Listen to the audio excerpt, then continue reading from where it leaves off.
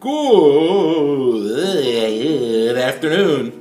Oh, I really dig this Halo thing. I don't know. A while ago, I solved the question of which came first, the chicken or the egg. I think that's around the time I decided that my other channel needed to go.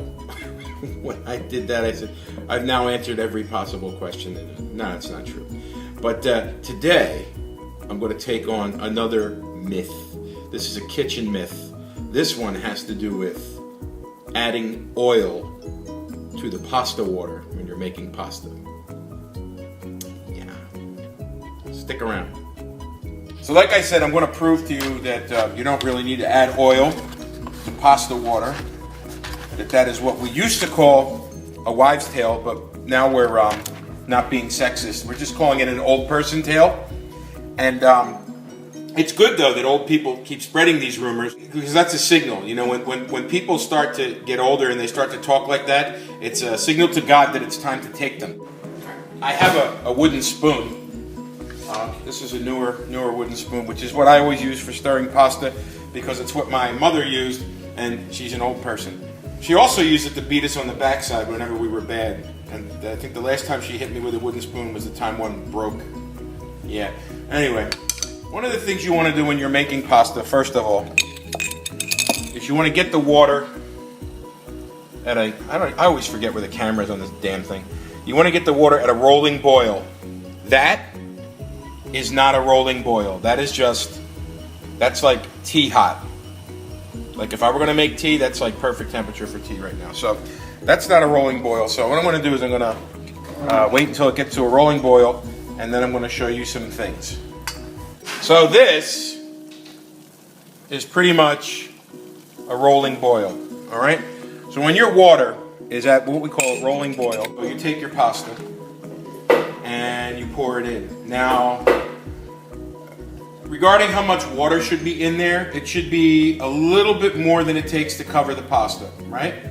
So you pour your pasta in, and I'm using elbows because they're notorious for sticking. The little stuff like the shells and the elbows are notorious for sticking when you make them. So I'm going to make a whole box. Here's the key. It was boiling and you just poured it in.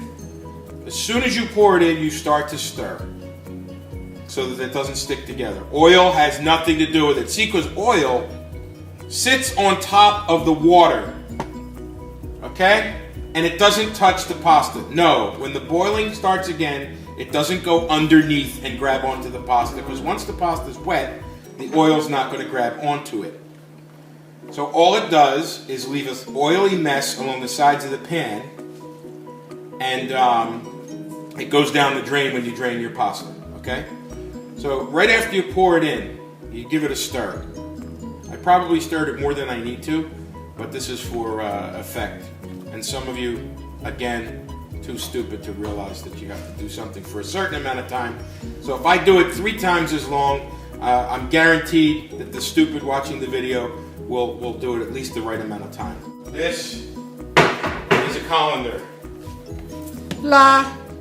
It's like a strainer, a thing with holes in it, okay? You put that in there. And what you want to do is you want to stir this a couple times, and you can stop stirring it when it comes back to a rolling boil, because then the boiling water does the job of the stirring. It is not at a rolling boil yet. I'll give you a little peekaloo. See? Boiling. Awesome. One more stir just to be sure. And you know, people say they add the oil. There's all different reasons. If you look online, they'll tell you different reasons why people add oil and salt and things like that. Salt is only used for one thing, by the way, in pasta, just to make it taste. It does not help the water boil really much faster than what you normally would wait for it to boil. It doesn't keep it from sticking. Oil doesn't keep it from sticking. So, you know, and the other thing they say is that oil and salt keep the water from boiling over. What keeps the water from boiling over is, frankly, not being an idiot. Okay? You keep an eye on your food. One of the biggest problems with people have when they're making food is they walk away and they try to think that you don't have to watch food. You never leave the cooking, okay? You watch, you're around, you see what's going on.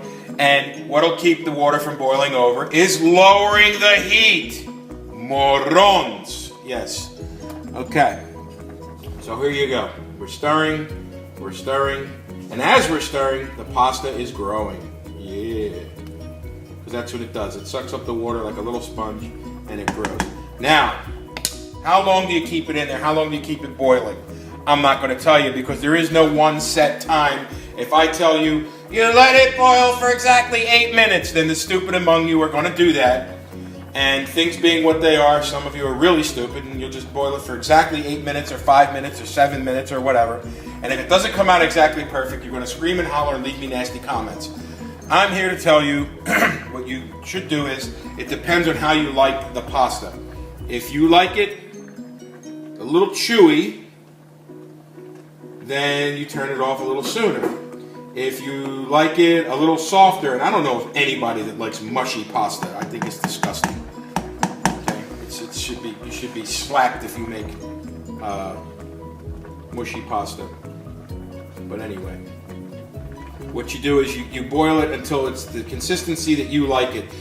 You know, some people like, if they're making spaghetti, they like to take out a strand and throw it against the wall, and if it sticks, it's done. Yeah, those people are stupid too, because then they got spaghetti all over their walls. Back in a minute. Okay, this is at the point where it's already. It's the way I like it. It's at the right consistency, the right amount of chewiness. We say in Italian, we say al dente, which is why the name of the puppet is so funny. Which means to the tooth, means you could just feel it against your teeth. Okay, it's just chewy enough that it's good. Okay, then we're going to take it over here to the sink. I take the pasta and I pour it in the colander. Whoa, be careful of the steam, people. We don't want you to get hurt. We put a little bit of cool water in the pot to get any starch. If you look at it. There's no pasta stuck to the pot. Okay? There's no pasta in here stuck together. It's all nice and loose. Because I'm making pasta salad out of this, I'm going to rinse this with a little cool water to stop it from growing. Now, some people add a little bit of olive oil, extra virgin, of course, always, to keep the pasta from growing anymore and taking on any more water. But I say if you strain it real good, you don't have that problem.